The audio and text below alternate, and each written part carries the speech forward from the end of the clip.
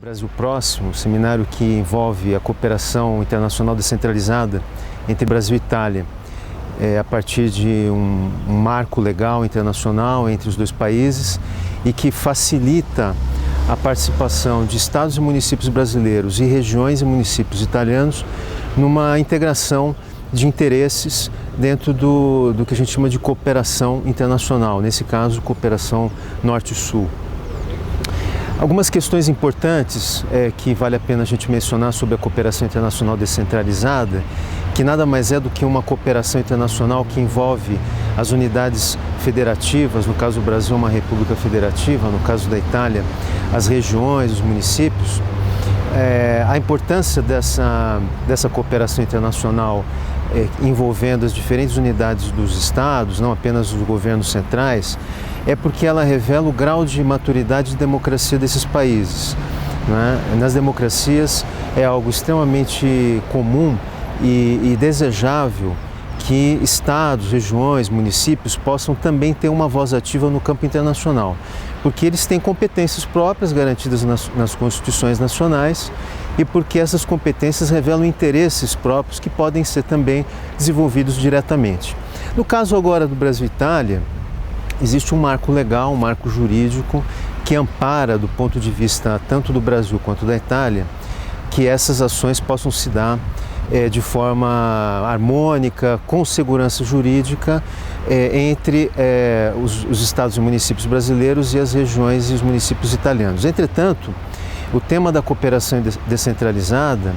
é um tema que desafia muito, no caso do Brasil, porque nós não temos ainda um marco jurídico próprio, definido, que ampare ações de estados e municípios nas suas relações internacionais. Então, eventos como esse são importantes para que a gente possa pensar, refletir, visando um aprimoramento da legislação brasileira também nesse campo, para que outros acordos, outras molduras internacionais possam se dar, de forma que estados e municípios possam ter mais segurança, os prefeitos, os governadores, os seus agentes públicos possam ter uma segurança maior jurídica para atuar no campo internacional. E isso realmente só vai trazer benefícios para a sociedade brasileira, na medida em que cada vez mais a agenda internacional demanda que estados, municípios, regiões possam atuar diretamente em vários campos, tais como saúde, educação, políticas públicas em geral, tanto as políticas públicas sociais como também na área econômica. A legislação brasileira,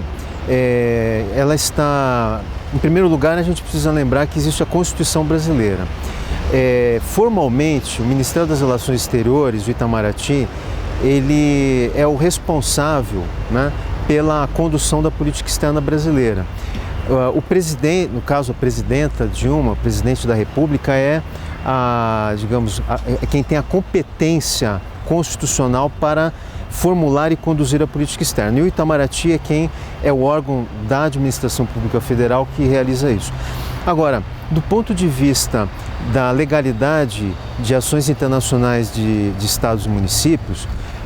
eu pessoalmente creio, a gente tem realizado pesquisas nesse campo já há alguns anos, eu creio que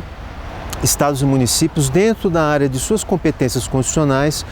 podem realizar ações dentro da legalidade. É claro que isso é importante que isso possa ser melhor detalhado para que os próprios estados e municípios, quando investem, inclusive orçamento público para essas ações, que eles possam fazer isso dentro de uma margem de segurança jurídica, inclusive pensando nas câmaras municipais, nas assembleias legislativas, nos tribunais de conta, que irão olhar, né, exatamente quais são as balizas legais que essas ações podem ter. Então, do ponto de vista da legislação brasileira, a meu ver, existe uma legitimidade de estados e municípios para que eles possam desenvolver essas ações internacionais dentro da margem das suas competências. Entretanto, nós precisamos avançar numa legislação que dê mais segurança jurídica para essas ações.